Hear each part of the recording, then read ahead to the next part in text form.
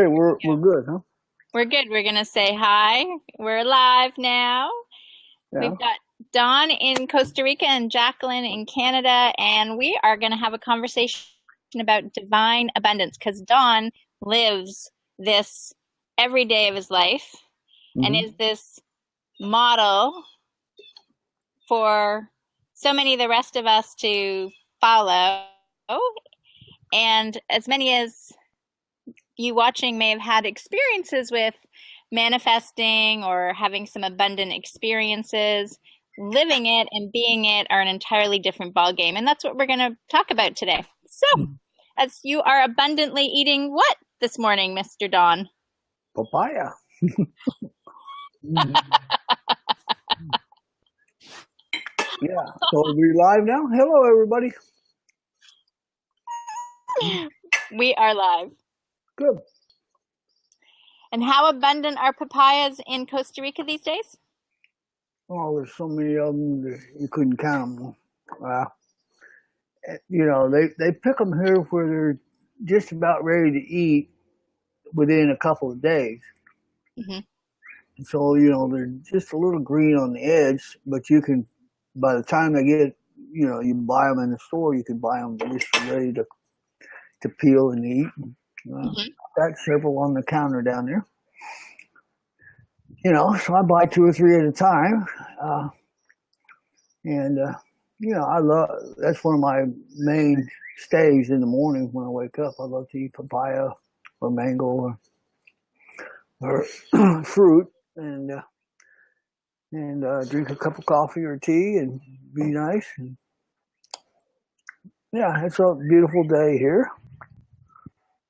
You're just living the dream. Well, in a sense. Or are you out of the dream? Which is it? Well, in the dream, but not of the dream. Very good. Well. So maybe we might want to elaborate on that for some people. Because most people just consider the fact when they go to sleep at night that they're having a dream. Mm-hmm. Or some people don't even think they dream when they go to sleep, even though, science has proven that we all do. But what we're talking about here is the dream or the illusion of what life really is. Right. Well, and yeah, there's a lot. One of the main problems I see or troubles we have in the spiritual community is terminology. Mm-hmm. And so, we talk about the dream or the illusion, and a lot of people don't even have a clue what that's about. And it's not that, it's not that this desk that my computer's on isn't here. And it's not that I can't touch it or feel it, but it's the energy of this table or this desk, and even quantum physics says there's more space in this solid desk than there is actual particles. Mm-hmm. So we can try to dissect it that way. The illusion is that this is permanent, or this is something that we've got to hang on to or hold on to. And this is, I think, one of the biggest things that limits people to what they can have. Sure. So it's like, oh, I've got to have this, or I won't be full or complete. And this tape, there's 1,000 of them. It's not the last tape. There's a million of them, probably. So if I'm holding on to this tape, I have no place to be open to anything else. And so that's one of the things I see, is people are stuck in their job. They have a job, and that becomes their source. Right. So, so they limit themselves to whatever income that job gives them. And so I have them say, oh, I'd love to come visit you in Costa Rica, but I have to save money. Right. Because I have this limited income, Mhm. and I have a mortgage to pay, and I have this to pay, and I have that to pay, and so I have to only save a little out of each month, and maybe in a year I can come. And so we limit ourselves to that as our source, where the source is everything. Right. You know. Yeah. I know. This is how the same thing is. We hear in the spiritual side of things that people talk about money is a spiritual like it's just a representation of a spiritual energy. But Mhm. what I say is it is an energy and it is a representation, but it isn't source. Right. Source is Yeah. everywhere, and source, when you tap in and tune into that source of abundance comes in any form and in any way, and it can show up like that. But if you Right. think your source is only coming from money, whether that's your job or your investments or your savings, you're already limiting your abundance, right? Right. Yeah. No, well, exactly. And so, and there's a lot of times when we talk about spiritual things, analogies um, can help bring across the idea greater than just words. Mm-hmm. And I do a series of videos on divine abundance, and one of the analogies I use is the balance between the plant world and the mammal world where we're breathing. So every green plant produces produces oxygen, Mm-hmm. and takes in carbon dioxide. Right. And the tree outside here doesn't care if it's getting carbon dioxide from me or from my dog or from something else out there, the cows. It doesn't choose. Oh, I can only have carbon dioxide from Don. Right. I'm going to limit myself to just that. Boy, it'd be go dead quick, right? And we don't limit ourselves to one plant or one tree or that. We don't even think about it. It's just part of the natural flow of life. I breathe. I don't think about where it comes from. I don't think, oh, thank you for that. I don't think that tree or that, I can't breathe anymore, Don. You took my breath. So this is just another analogy that we can use to realize that, the abundance, the flow of abundance, is just a natural thing. It's only when we want to make it something special that it becomes, an obstacle. And I limit myself to my job or to my savings or whatever. I saw your little thing about the buckets in the ocean. Yeah. And that's a great analogy too, because we have to be open to that. Now, the other part of this is, for me anyway, is just that it's not about being selfish and saying, "Oh, I need $1 million to be happy." Right. It's about being open to the flow of what I do need. Mm-hmm. I don't need $1 million today, so I don't have $1 million today. I wouldn't know what to do with $1 million today. But the premise of nature is that you get everything you need. Right. Right? Not everything that you might want on your wish list, but everything that's needed is always provided in nature. And, right. Exactly. It's in the balance. Mm-hmm. So,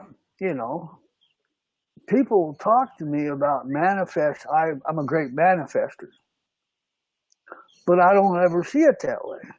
Right. I don't say, oh, I want a brand new car, and then all of a sudden a brand new car shows up. Or I want this, or a new computer, or whatever.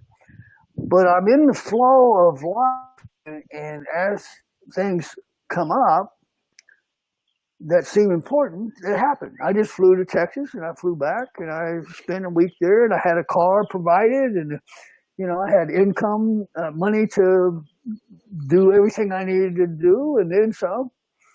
And I didn't ask for it. I didn't, get down and pray and beg or any of those things. It just was in the flow of life, and that was what I was to be doing that last week. Okay, so that right there is going to just like probably just blow people's minds away. So, okay, so this is probably very important. So here we go. So much is out there saying, okay, you need to ask for what it is you want, right? You need to be, intentional about what it is you'd like to see in your life and put the energy in there so the energy can show up, and then the universe provides it. And you're saying you're just in the experience of abundance, in the flow. So how did this come to be then? If you were in the flow, can you describe, like, did you decide at all to go to Texas? Did someone call you and say, I'd like you to come to Texas? How did it occur? Well, it was kind of strange. I had a woman that I worked with that wanted me to come do a workshop. Mm-hmm. And I thought, well, that's a lot of effort to go all the way to Texas to do a weekend workshop. Mm-hmm. Well, so I thought, well, maybe we can do something online with people that are interested.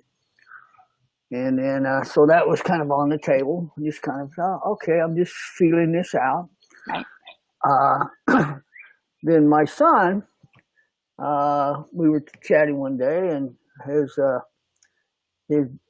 my grandson is 2, and I haven't seen him since he was a month old. Oh.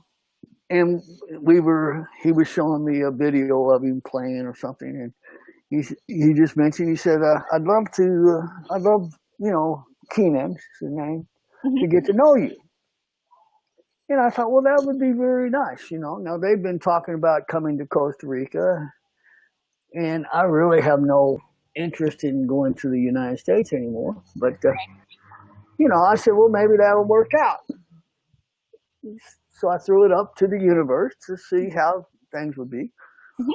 And then I've got a friend here that wants to get his residency and needs some help getting that. And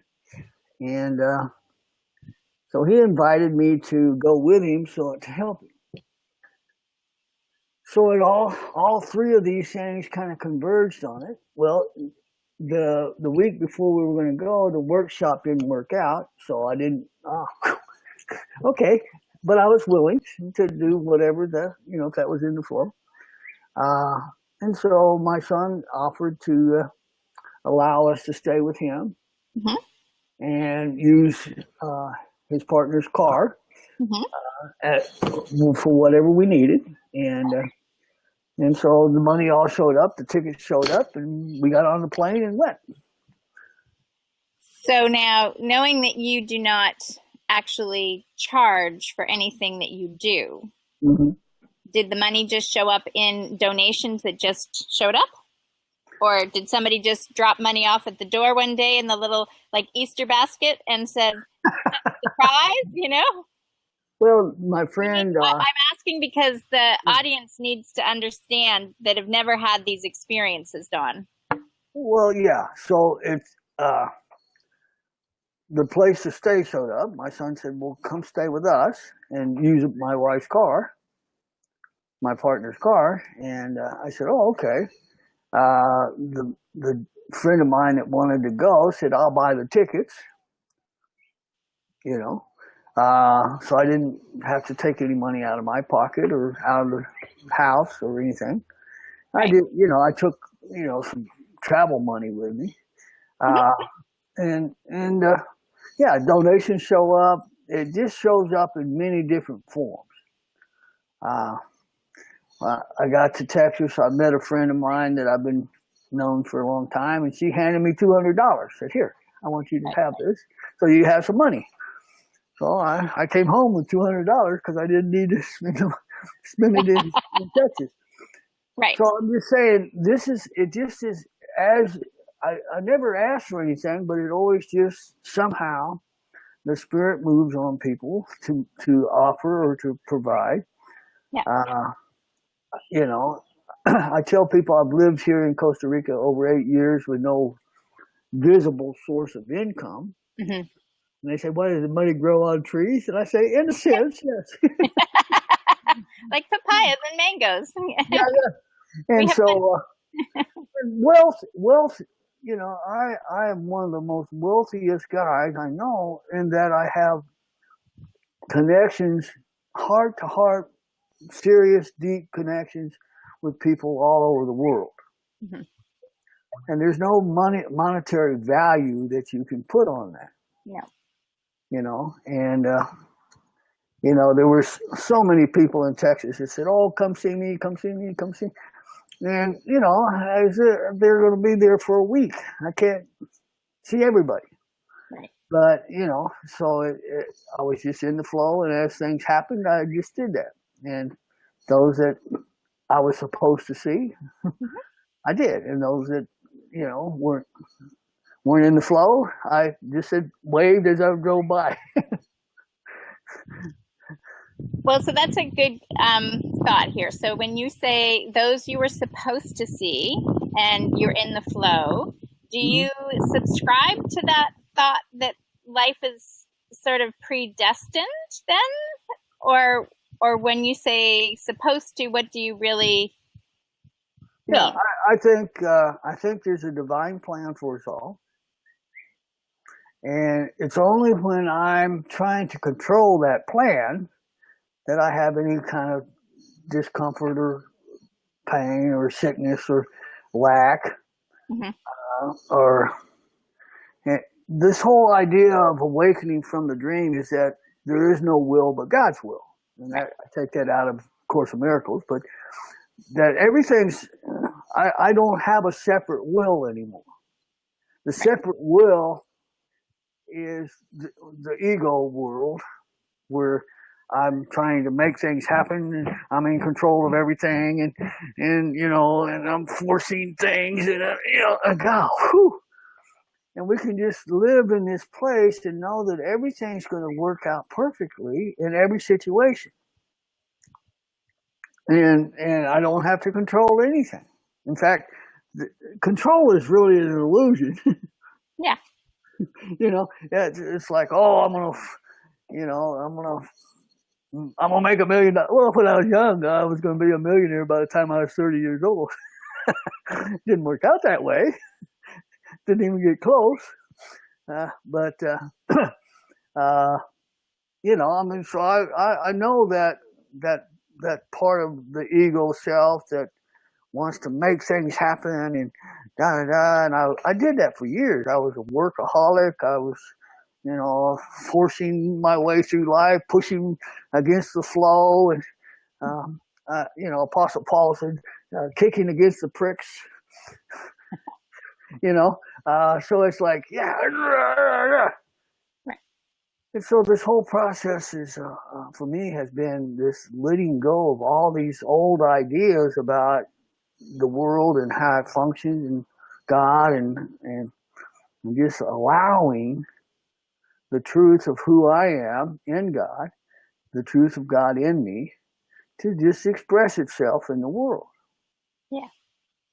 Yeah, no, And I'm so with you there. I think just the other day I was just saying in one of the videos that the concept of free will, like my free will actually chooses to follow my inner guidance because it knows that the inner guidance is always leading me in the good life, right? So I'm staying in that joy and that love and that health and the wealth, and it's all present because that's what is. mm-hmm. And but many moons ago, just like the same thing is you, once upon a time we both were in that world of suffering because we were wanting to exercise our free will and make our own choices. Mm-hmm. And I feel anyways it was like going against the plan. And then Right, I exactly. had those inner guidance wake up calls that said, you know what, you gotta quit your career now, and that life does not make sense just making money and doing all those things. Right. And so I run into people all the time that have began to question that that form of reality that we're taught in the world. You know, many people I know that have made it financially in the world are the most unhappy people I know. Well, yeah, because they're still tying their power to the money, To right? the money. Right. It's like even I sometimes say, so when people go, oh well, so and so donated so much money, and I go, well, what percentage of their $1 billion Yeah. is that really?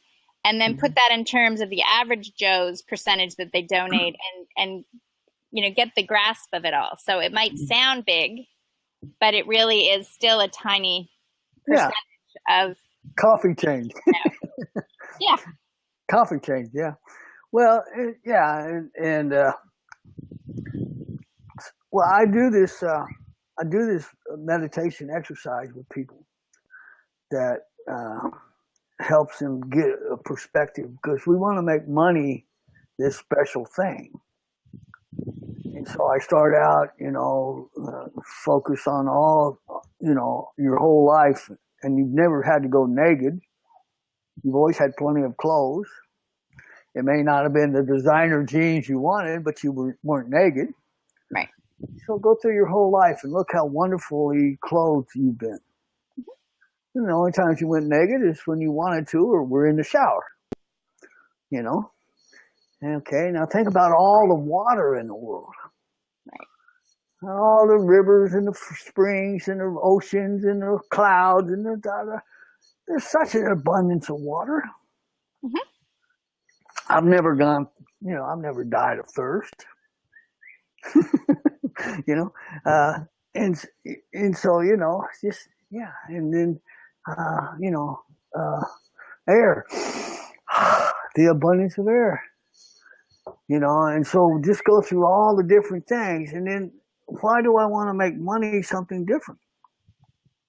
It's just another part of this whole experience that we have in duality, that, when I need to get on the bus or I go to the gas station and buy some fuel, I give the guy some money.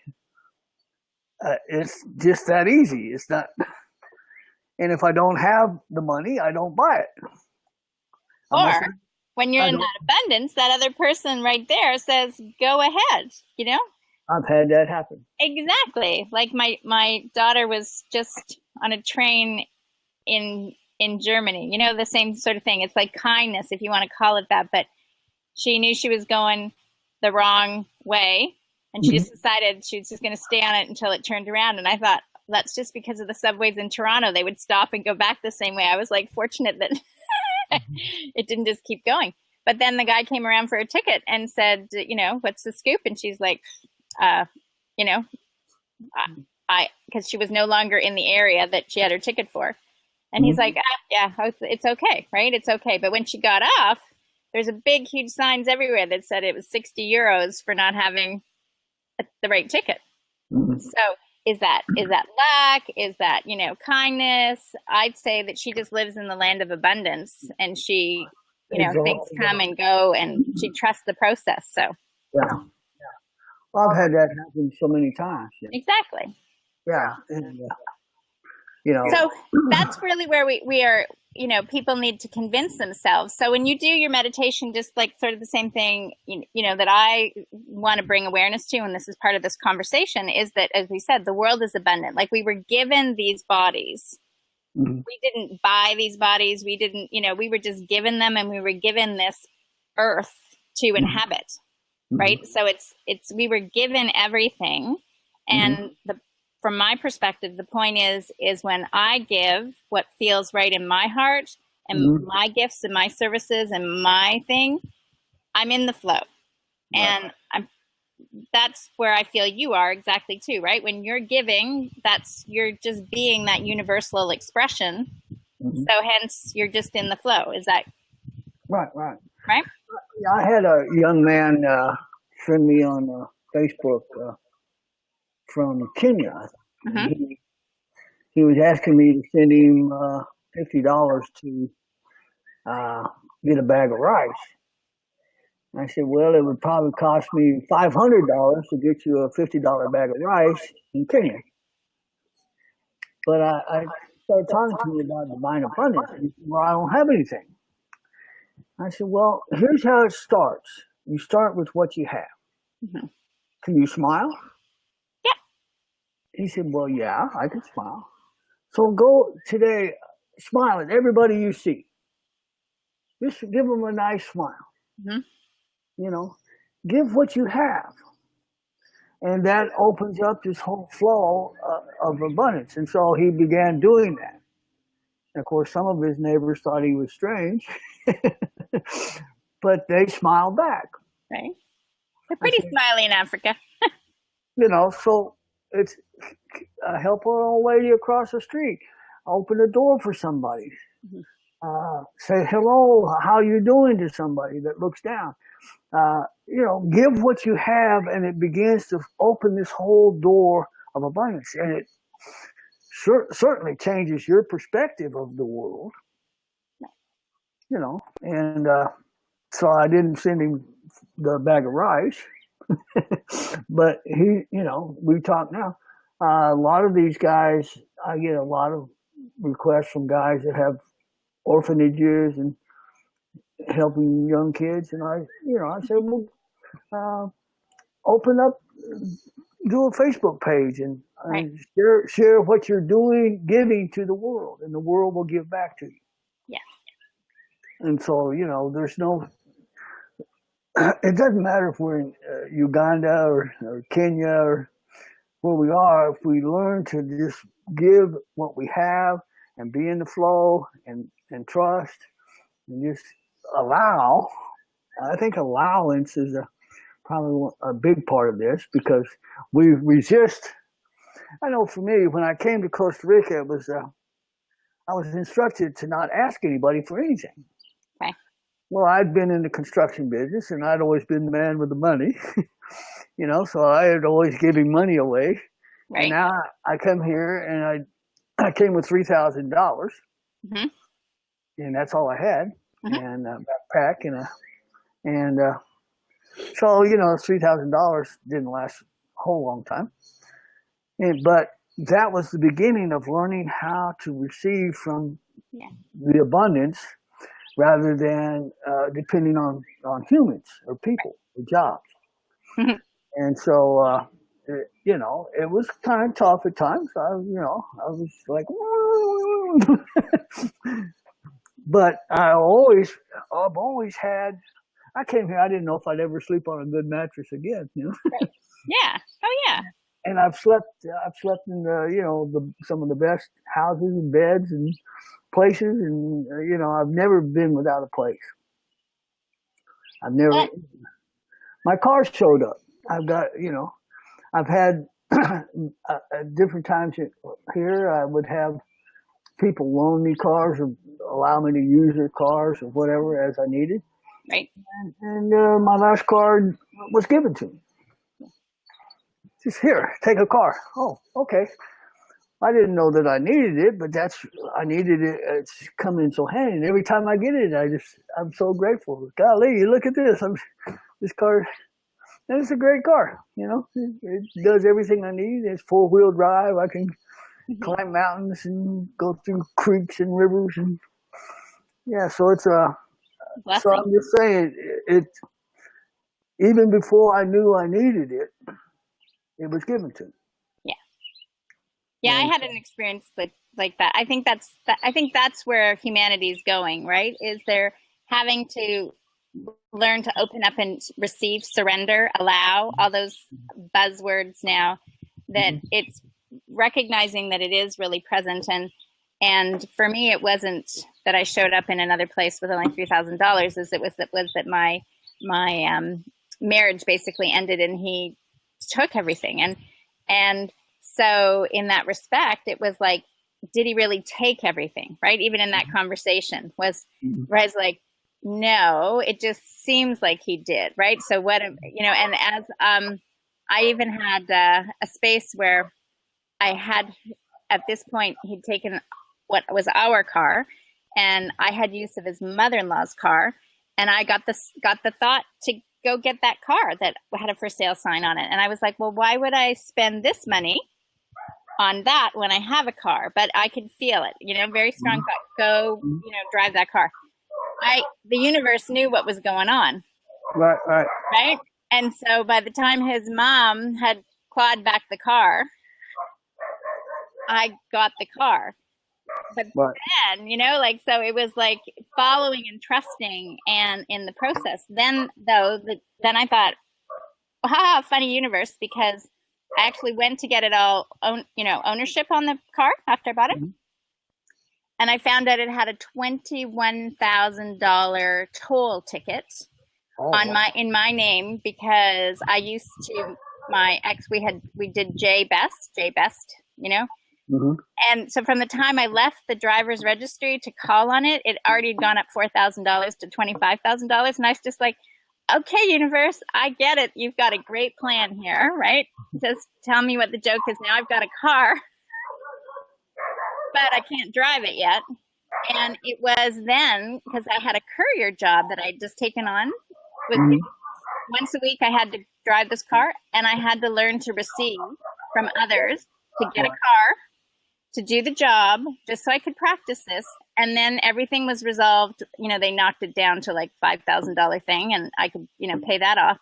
But it was the process of clearing and receiving, and clearing and receiving. So, well, yeah, human pride, is a great obstacle to being in the divine abundance. Being able to receive. It's not only the giving, it's the receiving. And, we don't give to receive. If we do, then we're not really giving.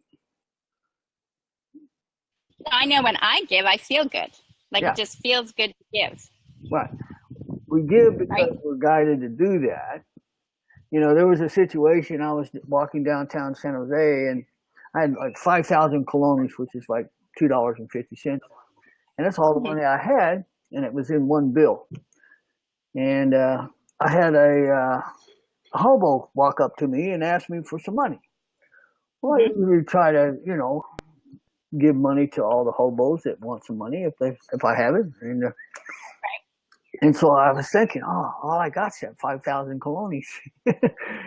and I just felt guided. I said, okay, I'll give it to him. And he broke down crying. Yeah.